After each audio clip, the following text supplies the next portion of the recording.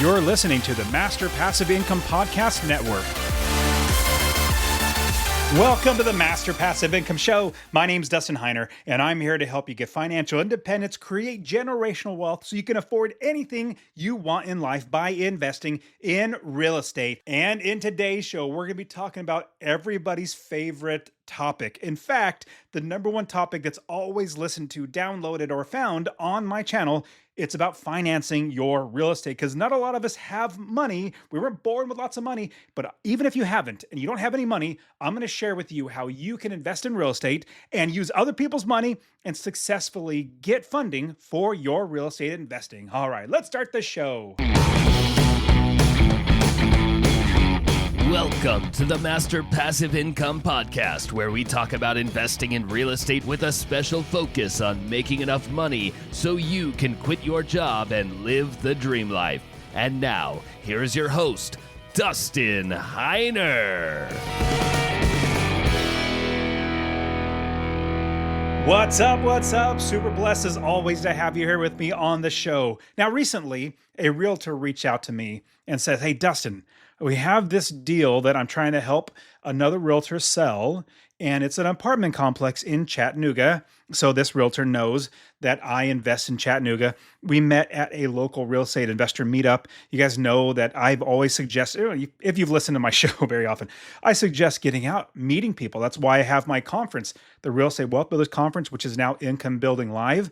The names is just changed, but it's basically the same thing where we're trying to help you to build income in all of your investing. Now, with building income, we had the idea of, well, we have to have a mortgage, we have to have financing, we have to use money to buy real estate, and that's what this episode's all about, is getting financing. And so this realtor sent me the deal. It's in Chattanooga, Tennessee. I want to say it's about 150 units, and the seller wants $105,000 per unit. Now, quick background.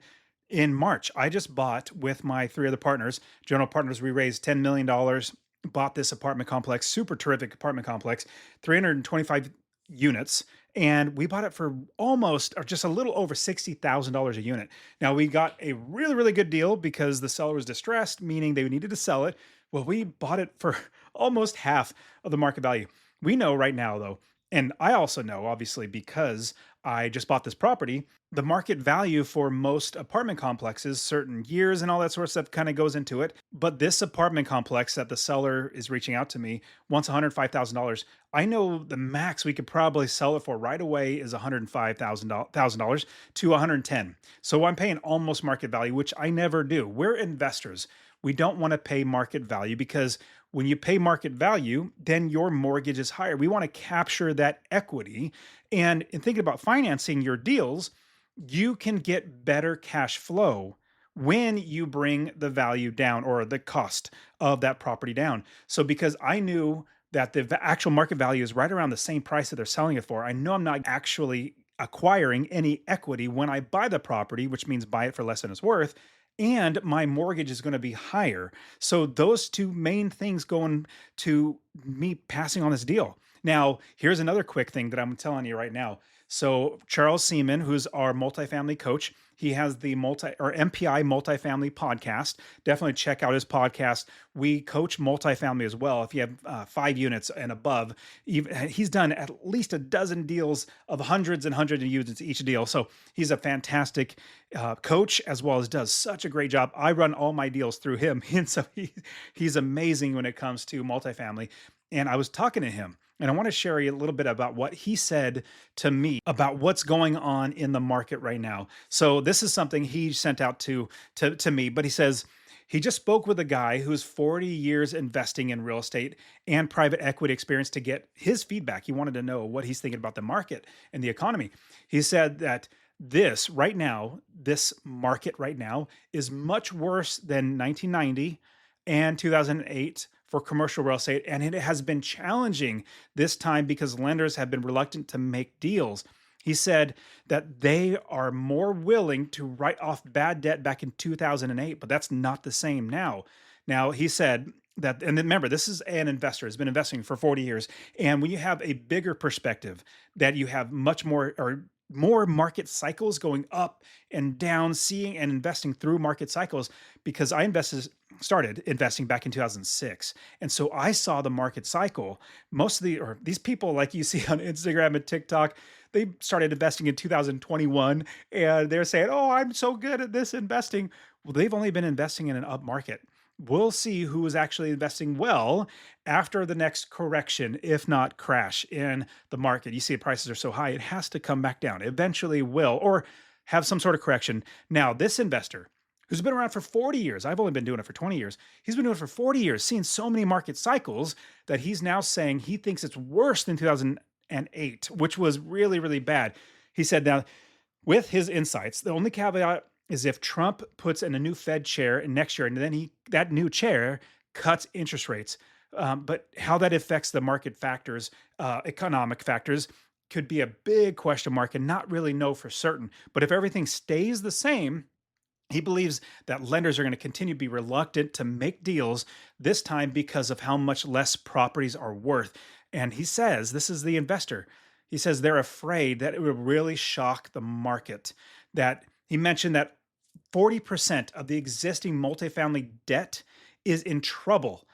Get that, 40% of the current multifamily real estate investors, all those big name people are saying, "Hey, I have thousands of units and I have all this money out there and millions of dollars."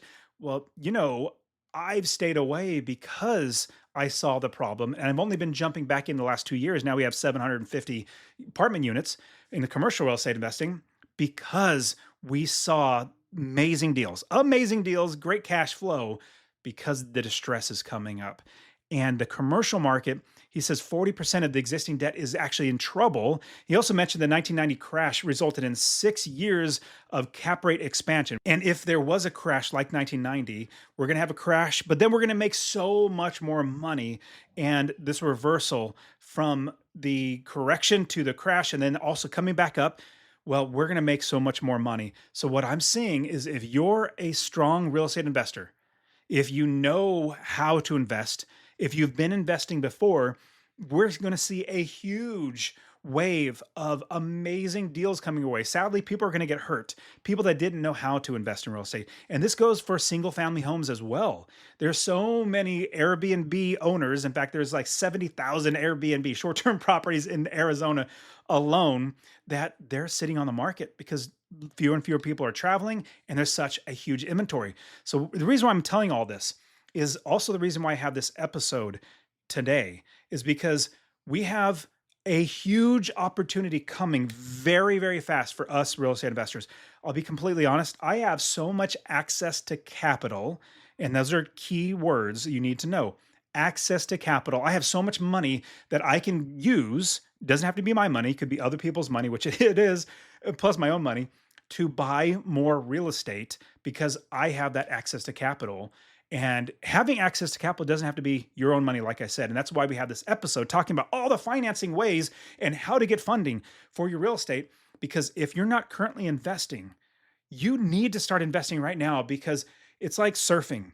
If you are trying to catch a wave when you're surfing and the wave's coming and you sit there and wait, and then as soon as the wave hits you, you're like, realize, oh my goodness, the wave's here. You start paddling then. Well, you don't have any momentum. Wave is going to miss you or you're going to miss the wave. But what you do is you see it coming. You start paddling now. You start paddling now before it gets you so you have momentum to carry you into that wave and then you're riding that entire wave into the rest of the shore. Same thing with real estate investing. If you're not investing right now, it's going to be very hard to get into the game if you're not investing right now. If you don't know how to invest, you might be thinking, man, I don't even know how to invest. And once the crash comes, then I'm going to learn. Well, you got learning to do. And then you got to start investing. You're going to miss the ball. You're going to miss the game. And so what I want you to do is by learning how to get funding and get financing for your real estate, then start implementing it. And if you need more help, like my podcast, get it for free, download everything, listen to it free, so much information to get you investing without costing any money. But if you want a little more help, if you need me to coach you along the way, I've got 4 other amazing real estate investing coaches that were students of mine that are now coaching because they love helping people as well. And if you're curious about the coaching that we do here at Master Passive Income, I'm going to connect you with one of my students who said, "Hey, Dustin, I just want to help. If there's somebody that is looking to invest, but they want to talk to another student about how terrific it was as a master passive income student to be able to invest, I'll be free. Like, have them talk to me. So we created a link. This is the first time giving out on the podcast, but here's a link for you. And the link will be in the description. Go to masterpassiveincome.com/book a call. All one word, book a call, masterpassiveincome.com/book a call. And you'll get on his calendar where he's literally going to walk you through, this is what happens. This is what you're going to get. This is what I did. And he's a fantastic investor. He's even come to Rubicon and helped Rubicon because he sees how valuable it is just to help other people. And when you talk to him, he's going to encourage you that you need to invest in real estate to change your life, which has changed all of our lives now, thousands of students later. But I want you also to be so comfortable with investing that when this wave comes of amazingness in real estate investing, you have the financing, you have the education, you have the people around you, other friends and other investors working with you and helping you. That's what I have, and that's what I want for you. And with that, I want to pause for just a quick second and say thank you so much for listening to the show. If you've gotten anything out of the show, I would appreciate it if you went to anywhere that you listen to, let's say Apple or Spotify or wherever, and leave a 5-star review. Honestly, I really appreciate you leaving an honest review.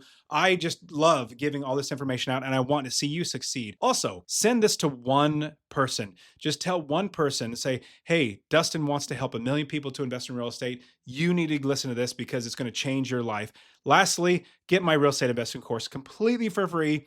Text the word rental, RENTAL, rental to 33777. Rental to 33777. I'll literally give you my course showing you everything in the business so that you can become financially independent. So if you're like me, funding your properties, funding your business to buy more properties is hard to do. It's hard to come up with the creative ways to buy properties. You know, it's also hard sometimes to get mortgages because they look at your debt to income ratio. They look at how much money you have that is coming in versus how much you have that is going out, you know, debt to income.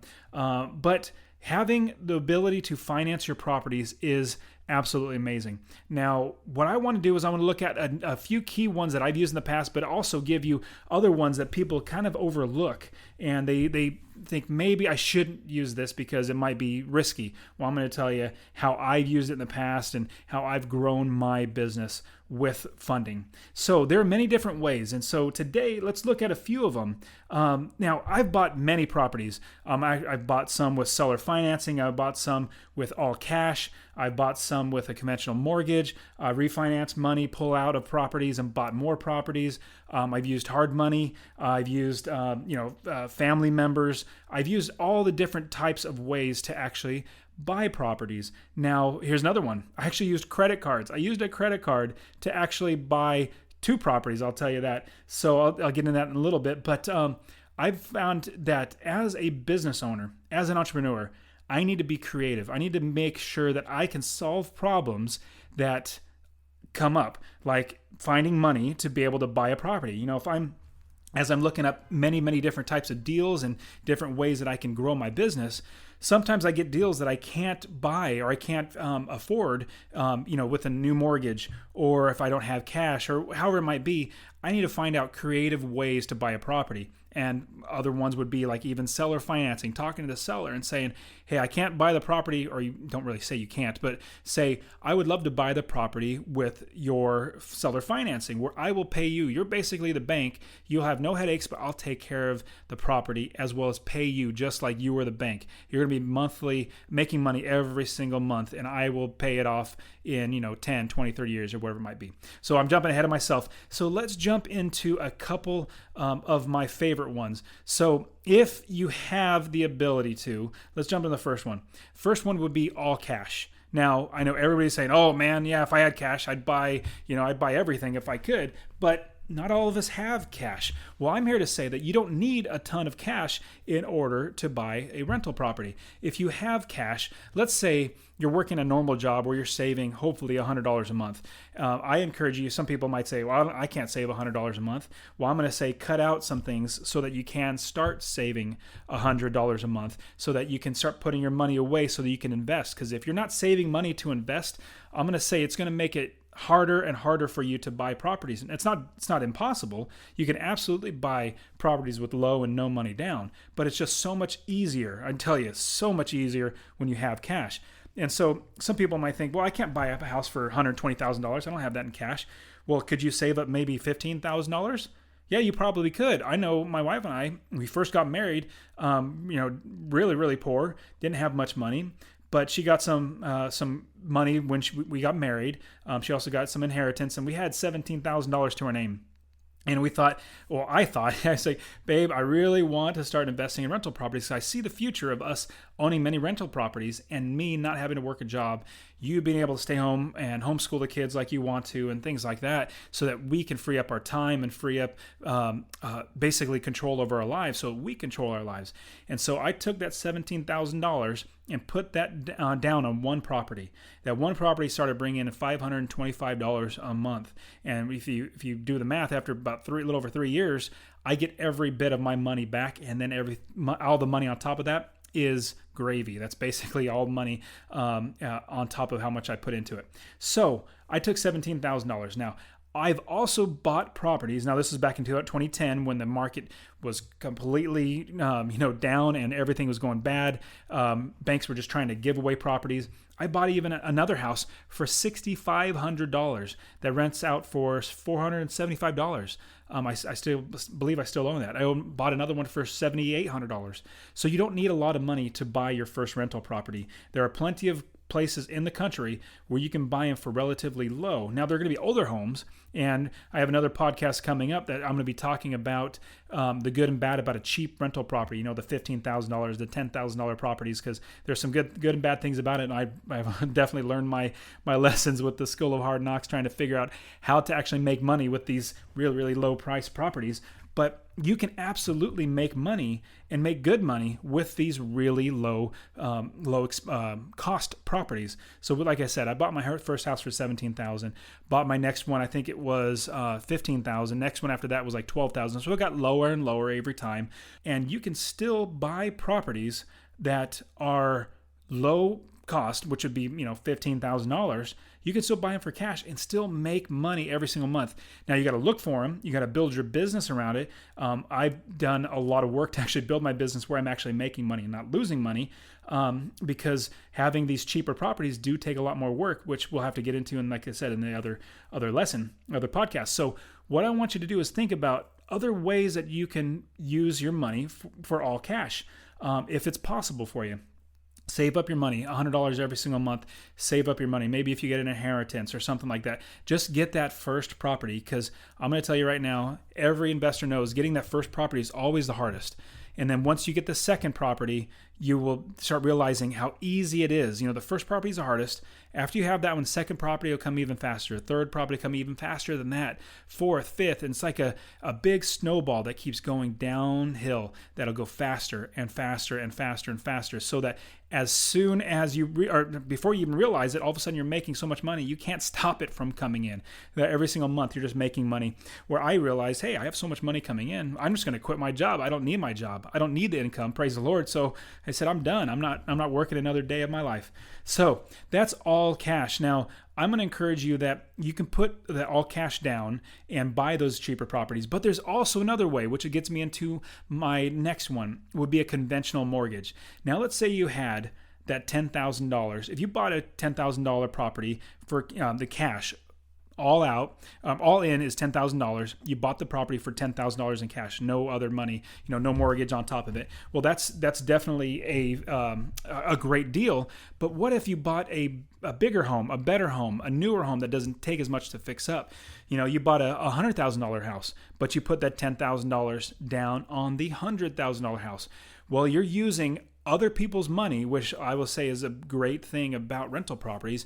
You can use other people's money to buy properties and make cash flow every single month. And so over a 30-year span period of time, you're basically having your tenant pay for the mortgage. Most mortgages are 30-year fixed mortgage, and the 30-year fixed mortgage is going to be the normal payments are lower than like a 15 or a 20-year mortgage. So your 30-year fixed mortgage will probably be, if you buy a $100,000 house, somewhere around $400 a month, maybe $500 a month at the very most. And then you tack on your taxes, your insurance, your property management fees, things like that. And then if you rent it out for $1,200 a month, you're probably going to be making at least $250 to $300 a month. I have plenty of properties that I make over $350 a month because I bought it right. I bought it lower than the normal market value, and then because of the rent coming in, I have $1,500 or $1,600 coming in. My expenses are around $1,000. I'm making $600 a month. It's just fantastic to be able to make that much money. So imagine putting that $10,000 down, buying a $100,000 house with that $10,000, using somebody else's money. Now here's a great thing: the tenant is actually paying off the rest of that house. Now you still owe $90,000, right? You buy a $100,000 house, you put $10,000 down. Now you still owe $90,000, but the beauty of it is your tenant is paying that $90,000. Can you believe that? They're paying it off. So every single time you get your rent check, you make a payment to the mortgage, and the mortgage company or the bank, they take your money and they knock off another month payment. And what happens is after those 30 years, you own the property, but you only paid $10,000 for that property, and the tenant paid for the rest of that property. They paid for all the principal, all the interest, all the taxes, all the expenses, and you still made money every single month. So getting a conventional mortgage is a great way. Usually you have to put around 20% down to buy a property. I've actually bought properties where I put 10% down, got a 10% loan, as well as an 80% loan on top of that. So it's 80, 10, 10. Those are really hard to come by now. Banks don't like giving those out, or even if they can. But I have bought properties with that. So there are creative ways to use money to get a conventional mortgage and use the bank's money to buy a property. Now, what I would suggest, if you want to look for this, call at least 4 or 5 different mortgage brokers. Talk to them and say, this is what I want to do. I have this property. You'll basically explain the deal. I have this property. I have this much money to put down. How can you get me the funding? Some people might say, or some mortgage brokers might quickly say, well, I can't. I need 20% down. Now, they'll say, okay, we're done. But I have found that you're going to find not property managers. You'll find mortgage brokers that have actually been able to pull these things off, and the banks are fine with it because they have their own criteria. Every mortgage broker and every bank have their own criteria for what type of loans they give. Some are more strict than others. Some banks are very strict, meaning they try not to lose money. They try not to give risky loans out, and so they don't like lending to the low credit scores or a high debt to income ratio, things like that. But there are other banks that are a little more lenient that would actually give these types of loans. So call as many mortgage brokers until you find a company that's actually going to be able to put the deal through for you. All right, so the next one, FHA loans. Now, an FHA loan is very similar to a conventional loan, but it's it's a loan, basically a loan from the Federal Housing Administration, from the government, United States government. So they back and insure the mortgage. And so you, instead of paying 10 or 20%, usually 20% for a normal conventional loan, the government allows you to pay only 3.5% down. Can you imagine that? A $200,000 house, you're buying it for $7,000 out of your pocket, and you got that $200,000 house that hopefully is making you $250 a month to $300 or more. And so it's a very attractive way to buy a property because you're putting so little money down that after time or over time, all that $3,500, you're going to make that back in like 2 years, maybe 3 years at most.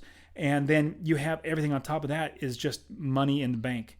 Your FHA loan, there's a downside to getting an FHA loan though, is you actually have a mortgage, PMI, principal mortgage insurance. So basically you have to pay an extra insurance, not your home insurance. It's mortgage insurance on top of your principal and interest that goes to the government that pays them. It's a private mortgage insurance that's going to allow you to be able to pay a 3.5%. Now, let me give you an example. So you buy a $100,000 home. You're going to be paying probably around $100 a month extra in the PMI, the private mortgage insurance. If you pay an extra PMI of $100, well, you just put that in your numbers. You make sure that you can afford that the cash flow every single month will still bring in $250 or more, including that PMI on top of it. Now, if it doesn't, then pass on the deal or go to another deal. But you always want to offer it so that it makes you money every single month. You want to make sure you account for every expense. Even if it's a PMI, something like that, you can still have that put in your numbers as an expense so you have that covered. So you're still making money. So don't let that scare you off from getting your first property. But 3.5% down, if you buy a house for $100,000, $3,500, you can easily save that up. I would hope that you'd be work your tail off, get an extra job or something to save up $3,500 to buy your first property. Start making $250 a month, save that up to buy your next property. And in, who knows, 8 or 9 years, you're going to have enough properties where you can actually quit your job. All right, next one. Now, portfolio lenders is what we're going to get into right now. And most people think, oh, wow, portfolio lenders are, some people who are getting into real estate investing think about like this mythical white whale of a portfolio lender. How do I get a portfolio lender? Because they lend, to real estate companies like mine or investment companies that invest in rental properties. They're willing to give more investment property loans as opposed to 4 or just one with an FHA. A normal conventional loan, I think it's 4 that you can have at most on your name. But anyways, portfolio lenders. So they're basically, a portfolio lender is a bank that lends their own money. That's their own portfolio. So think of your local bank in your local neighborhood, not like those big banks like Chase, Bank of America, Wells Fargo, not like that. But think of like a credit union or a local bank or a city bank that, not Citibank, the company, but a bank in your city that is just 1 or 2 places in your area, and they are going to give a loan that is their own private money to you to buy the property, and that's now part of their portfolio. That's why it's called a portfolio lender. It's their own money. Normal banks, if you go to Chase, Washington Mutual, they're out of business a long time ago. I don't know where that came out of. But Chase, Wells Fargo, and Bank of America, all these other companies, they basically give you the loan, but then they sell off the loan to somebody else. And they make money on that transaction. They don't actually lend their own money. So a portfolio lender is a bank that lends its own money. Now, we kind of think of portfolio lenders as being, hey, if we can get those, that'd be so fantastic. Well, I'm going to tell you one, they are great, but at the same time, they're hard to find. Now, they're not so hard to find that you can't find them. So basically what you need to do, if you want to find a portfolio lender, is start calling every single bank in the city that you live or in the local area that you live. It could be the county that you live in, but call every single bank until you find one that actually does portfolio lending. Just literally, when you open or call your first person that you talk to, say, do you do portfolio lending, or can I talk to somebody that does commercial lending and portfolio lending? If they say, no, we don't do that here, you say, okay, thank you, hang up and move on to the next bank. But keep calling until you actually find a company that actually does it. It's not so easy just to say, a Google search and look for portfolio lenders, which you definitely can. You will find some things to pop up, but the best way is to find a local place in your area that would actually do portfolio lending. So the reason why it's also better is because banks that are big, they have certain criteria that they need to manage all the way down to the lowest person on the lowest totem pole and make sure that they don't screw up. And so they have these really strict criteria. But a bank that is local, that doesn't have so many barriers or levels of management and down to... So anyways, the main person that makes the decision to loan out the money, he's maybe like 1 or 2 people away from you. So you might talk to the first lender and he goes, let me talk to my boss, who's the one that actually makes the decision. He sees your business model, he sees the plan, he sees your track record of other properties that you bought and says, okay, I'm going to take a chance on you. I'm going to give you the money, and the interest rate's going to be this, that, and the other. The term's going to be however many years, and here's the money, and it's their own personal money. Now, just think of them as the mortgage holder, and you've just found a bank that's lending their own money, which most banks don't actually do that because they are able to sell it off. All right, so that was portfolio lender. It's not as mythical as you might think. You can actually get them fairly easily. You just got to find a bank that's actually going to work with you that does give those. All right, another one would be owner financing. It's also termed seller financing. Could be the exact same thing. It is the exact same thing. owner financing and seller financing are two amazing ways to buy rental properties. Let me give you an example. So I have I knew of an investor that had 3 single-family homes and 1 duplex. Now, these 3 single-family homes and 1 duplex, he wanted to sell. He was an investor. He had his own businesses that were doing really well. He just didn't want to have to worry about these properties anymore. And he had many other businesses outside of that. He just wanted his time that he could focus on his businesses. And so I said, well, I could buy him from you. So this is what I'll do. I'll give you $25,000 cash, and you give me a seller financing for the rest of the property. So the total purchase price of all the properties, you give me seller financing, and I'll pay you every single month for that. And so what happened was, he said yes, and over time, basically my mortgage payment that was to him, because it was my cash, and then he had the note. So I don't actually have a bank that is actually having a mortgage on the property. I have the current owner who is now, he has the mortgage on the property, has a note against the property.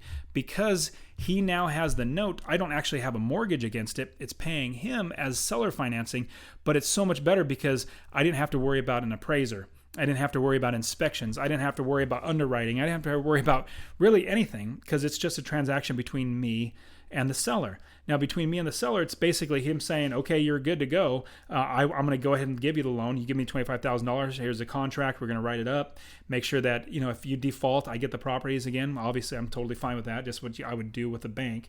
And so the seller is basically becoming the bank, which is one of the best places to be. That's why there are so many banks, because they make so much ridiculous money. It's crazy. So what you would want to do is work with any seller that you can. Just say, hey, I can buy it from you with financing or getting somebody else to pay, but would you be interested in the possible aspect of doing owner financing or seller financing, to where you become the bank, where I'll pay you over the next 10 years. I'll pay you X amount of dollars over 10 years every single month like clockwork.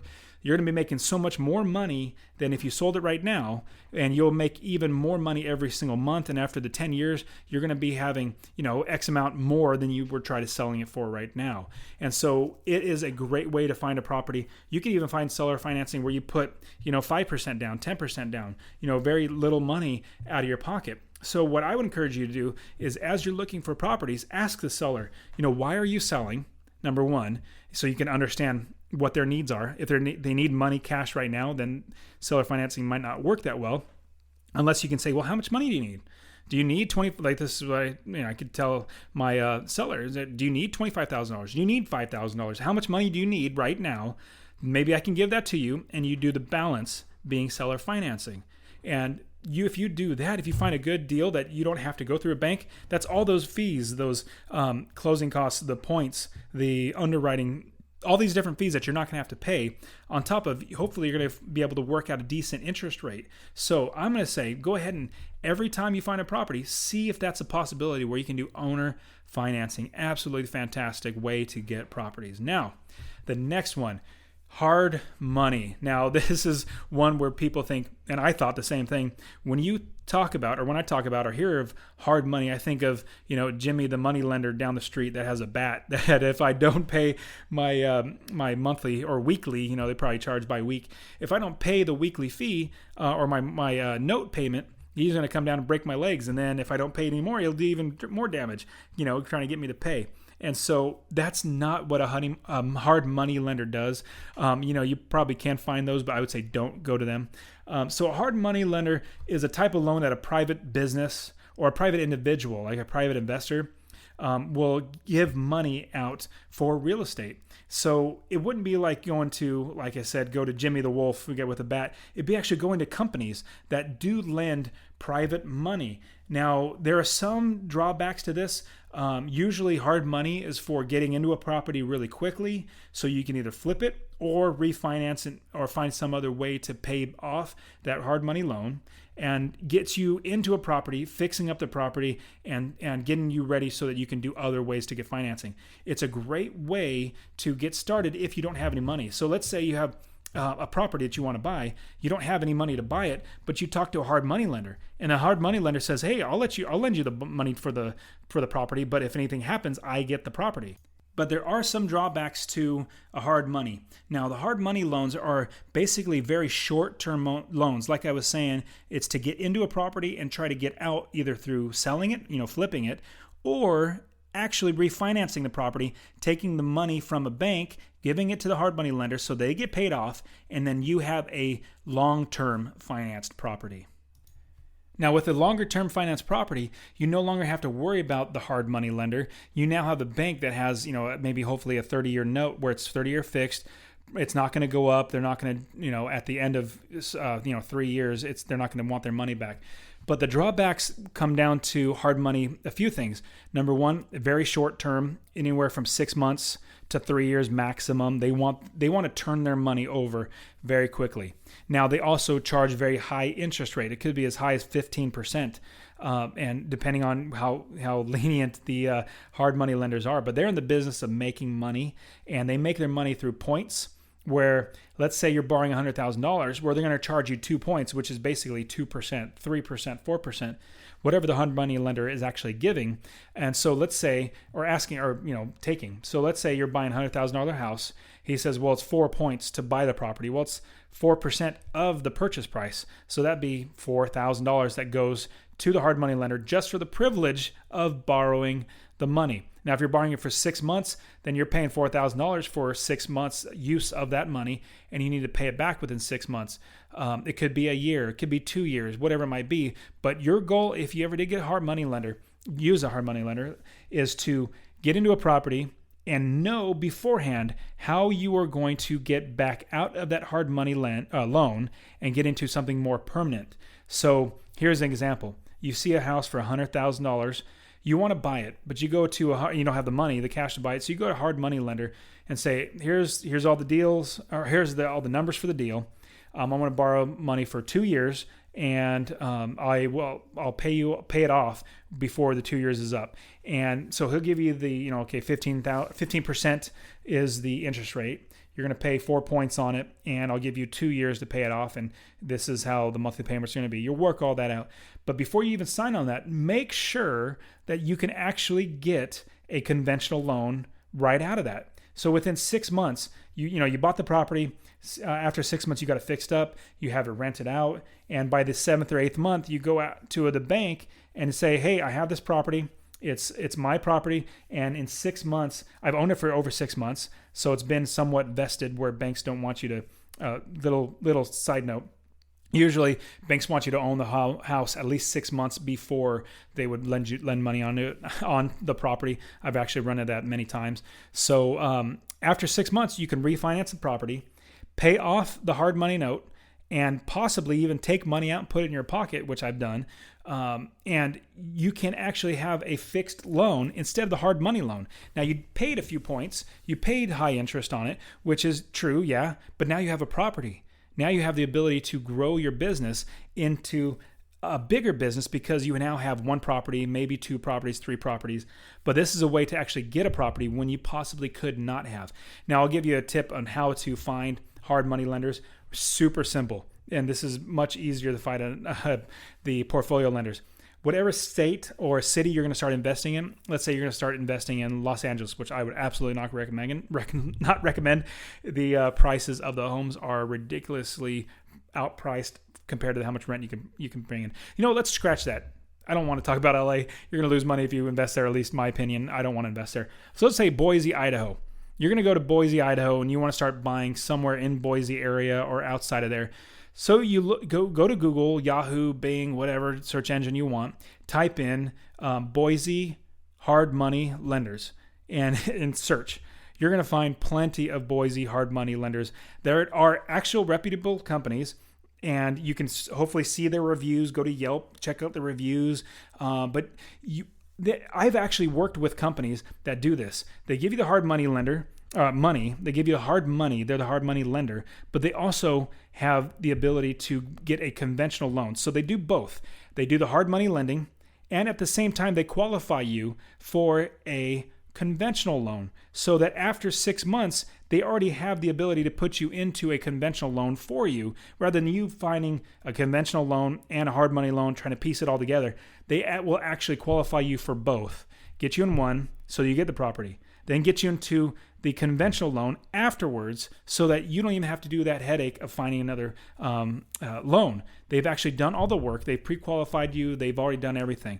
So you're going to find lots and lots of hard money lenders. This is a great way to jump into properties, and just make sure that you understand that after 6 months the note comes due, whatever the term is, 6 months, 1 year, 2 years, 3 years. The note comes due, which means you actually have to pay the entire amount off. But what you must do is figure out your exit strategy beforehand. How am I going to get out of this hard money loan beforehand? All right, next, let's move on to private money. Private money would be any money that basically from anybody that you know. So it could be friends, could be family, could be an acquaintance, could be some business owner that you've talked to that you know, and say, hey, I have this deal. Would you be interested in investing in it? So it's basically a way to find money that is in your relative network of influence, the people that you know. You talk to the people and you say, anybody, your friends, family, your uncle. Let's say you go to your uncle and say, hey, I have this deal and I need $25,000 for this deal, and this is what I'll give you. I'll give you 10% of the deal, or 50%, whatever you want to offer, as well as I'm going to be able to refinance, pull the money out, and pay you back within 2 years, basically using them as somewhat like a hard money lender, but you're able to bring them the deal, put them so that they are the banks and you're paying them the money. So it's super touchy to talk about money and business with family and friends, but this is a huge option. I'll tell you, I've been blessed to have my dad, when I was getting started, blessed me to be able to borrow a little bit of money to buy a house. And, I was paying him, I think it was like 9% interest, so I was actually paying quite a bit in interest, but I was able to borrow the money and then pay him back. And over the course of 3 to 5 years, I eventually had enough money where I paid off, where I didn't own that money anymore. But that was a great way for me to build my business, is by borrowing from my dad. Now, not all of us have a dad that can give that money, but you may have somebody you know, maybe somebody you don't realize yet, that could possibly be an investor with you in your business. What it comes down to is you being vocal. Not necessarily asking everybody, hey, can I borrow money? Hey, can I borrow money? Hey, can I borrow money?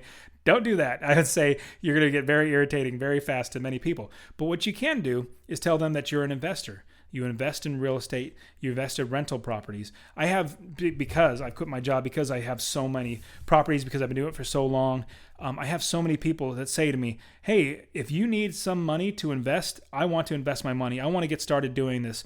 Just come down, talk to me, and I'll give you money. And so what happens is, because I have talked about it so much, or people know that's what I do, invest in real estate and rental properties, they look to me and say, hey, I'm going to invest in you. Not necessarily the deal, but I'm investing in you because you have a track record, because you have experience, because I want to make money.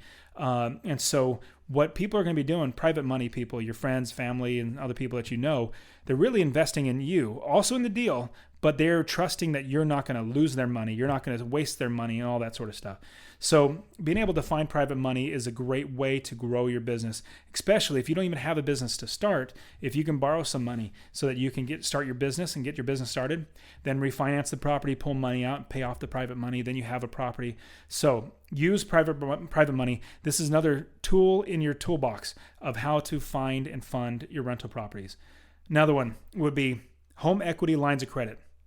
Now, this would also be considered a HELOC. That's the acronym for it, home equity line of credit. So that's also home equity loans as well. Anything about your equity, borrowing against the equity in your property. Now, there's two things. One is refinancing, pulling all the money out of the property, and refinancing, pulling more money out on top of it. So let's say the property's worth $200,000. You owe $100,000. So you owe half of what it's worth. But you pull out $150,000 total. Well, $100,000 goes to refinancing the total mortgage of the first one. Then $50,000 comes out and goes into your pocket. I've done this many times, and I've actually taken that $50,000 and bought more properties so that I can have more money coming in. So now you can do that too, where you pull more money out. Now, this is not home equity loan or HELOC, line of credit, as well as the loans. That's not what this is.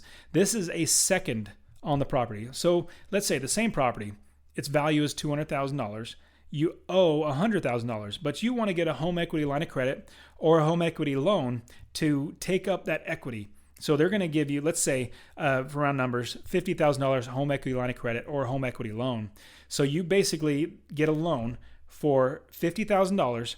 That's a second note. Like there's a first note, which is the $100,000. Second note would be the $50,000. Now that $50,000 goes in your pocket. If it's a home equity loan that you can spend however you want, you have to pay on that every single month because you now have a second mortgage. Or if you have a home equity line of credit where it's like a credit card, you basically have your house like a credit card. If you pay somebody $10,000 to fix up a house, well, as you pay that $10,000 down, eventually go back down to zero like a credit card, and you won't be charged interest. Home equity loan is basically you're pulling out all $50,000 and you're paying it off over the term, 20 years, 30 years, or whatever it might be. So these are two great ways that you can actually use the equity in the houses that you own, that, not just your personal residence, which I would recommend because I've done that many times, but your other rental properties. You can actually use the other rental properties, the equity in those, to buy more properties. It's absolutely fantastic. Now, that was the HELOC, or the home equity line of credit, and the home equity loan. Now, another one I want to give you is partnerships. Now, I'm going to say personally, I'm not a big fan of partners because you split. Okay, really what it comes down to, you have 100% of liability still. Even though you have partners, you don't take 50% of liability. You still have 100% liability on you, but you take 50% of the profits if you have a partner, or 60-40 or 70-30, whatever you guys work out the partnership to be. But it's better to have a property than no property. And if you need to have a partner, bring in a partner that has the money to buy your first property, then absolutely do it. Because once you get started, then you can hopefully buy your partner out, or they can buy you out. You have more money now. You can buy another property. It's a way to get you started. So even though I gave that little disclaimer saying that I'm not a big fan of partnerships because you have 100% of liability, if it's the only way to get started, absolutely do that. Get started buying investment properties. So partnerships are basically finding somebody else that either has the money or the experience or the deal or whatever it might be, and working together, either giving them equity in the deal or basically giving them a loan on the property. And so what you do is you have synergy. Synergy is a fancy word for basically the creation of the whole of the entire thing is basically greater than the sum of its parts. Fancy way of saying that if you have two people separate, they produce 10 and 10. So person A produces 10, person B produces 10 as well. Well, separately, they produce 20 total. But if you put them together, they now produce 30 because they work better together. They produce more together. So that's really what comes down with partnerships. Now, let's say if you had your own money and you wanted to buy a duplex that makes $1,600 a month, total purchase price being $250,000, 20% down payment would be $50,000. But let's say you had a partner. You had three partners with you. You each had $50,000 down. So instead of buying that $1,600 a month passive income duplex, that's $1,600 you make a month, purchase price of $250,000. So instead of having $50,000 in one deal, now you have three people with $50,000. Not saying you could find that, but if you did, you would have three people with $50,000 each. Comes out to $150,000.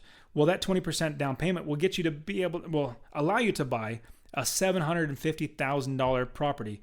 Imagine an 18-unit apartment complex with $8,000 in monthly rent being split up between three people because you each put in $50,000. Your synergy together makes you even more money than if you were separate because you guys work together. So I would suggest looking into other people that are interested. If you need to find a partner, because you don't have the money, you don't have the experience, resources, whatever it might be, strongly recommend start looking for other people who are currently investing, any other person that is actually interested in investing. Because if you work with somebody else, you spread out all the extra work, finding property managers, finding realtors, finding contractors. You split up the work. You also split up the money. If they put in $50,000 or even $5,000, you have three people putting $5,000. You have $15,000 now to put down on a property.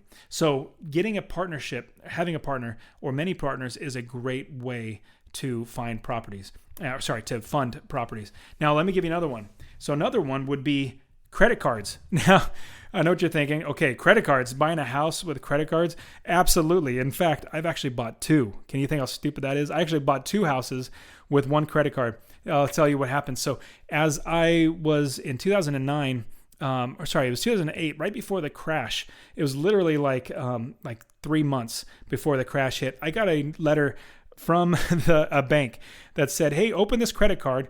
We'll give you, I think it was like $15,000 or something like that. But we're going to give you a low interest loan for the life of the balance. So if you pull out money, so it could be cash out or purchases, for the life of that cash out, we're going to give you 0.075% interest. And I thought to myself, 0.075 interest on money? That's absolutely ridiculously cheap. Like, I'm hoping to get a 4% bank note on a property, a mortgage for 4%. This is 0.75. Sorry, 0.75. So it's not even 1 point or not 1%. I said, that is cheap money. They're actually paying me because of inflation over 3% a year. It's averaged out 3% a year. They're actually paying me. They're losing money on the deal. So I said, absolutely. So I took out the credit card, wrote myself a check, pulled out all the money that I could and put it in my bank account, and then bought two properties. If you know my story, I started with really, really cheap properties. One property, the lowest I think I bought was like $6,500 for a property. So I bought two properties with this one credit card. And this one credit card, the monthly payments, I think was like $280. But with those two properties that brought in, I want to say $500 a month. So I was still on top of property management fees, insurance, taxes, things like that. I was still pocketing with those two properties. I think it was like $500, maybe $450, somewhere around there, with the credit card payment. Now, since then, I paid off the credit card. I still own those properties, and they're making money hand over fist now. But that's another way that you can get creative if you can possibly figure out a way to find cheap money. And if one comes in the mail, which this was, like I said, before the crash. After the crash, those dried up. I never see those anymore. But who knows? They might come out again. That could be another potential way you can find another property or fund another property. So let's put it all together. So basically, putting this all together is finding different ways to get creative. Maybe part of it could be you have cash, and another part would be conventional loan. The other part would be seller financing. Other part was you used a credit card to help you fund the cash portion. It could be many different ways. It could be even something where you have 10% cash down. The seller financing gives 10% of the seller financing, and then you get 80% loan to get the deal. It could be any of these many different ways. Getting a hard money loan and then moving that directly into a conventional loan. It could be any of these fantastic ways to put them all together to find it and fund a property. Now, I'm going to encourage you to get creative and to think of how you can solve a problem, not how a problem becomes a roadblock and stops you from going further. Hey, if you can't do it with just conventional, figure out, maybe ask for seller financing. Maybe see, is there a way I can use my credit card? I would say make sure that it's the right credit card that you use. Maybe it could be a hard money lender. Whatever it might be, work all these together so that you can fund the properties. Because once you have a deal, you don't want to let it go. Get creative and think of, hey, I got to solve this problem. I'm an entrepreneur. I'm a business owner. This is a problem I need to solve. If I solve it, I make a ton of money. If I don't solve it, hey, there goes the deal. This basically just scratches the surface on all the funding options that you can probably get in. And I'm going to encourage you to look into furthering your knowledge and contacts and networking of people that might have money. You might even get an angel investor, not necessarily an angel investor that would be like a business, but an investor that has cash, that only wants to invest cash, wants to make a 20% return on his money, and then you pay him off. It'd be somewhat like a hard money, a cross between hard money as well as private financing. But you might have a private investor if you can find somebody like that. There are many different ways to fund properties. And that is it for today. Go ahead and get my free real estate investing course. Text the word rental to 33777. RENTAL to 33777. You can also join my Real Estate Wealth Builders group coaching. Get all my courses. All right, guys, we'll see you in the next show. See ya.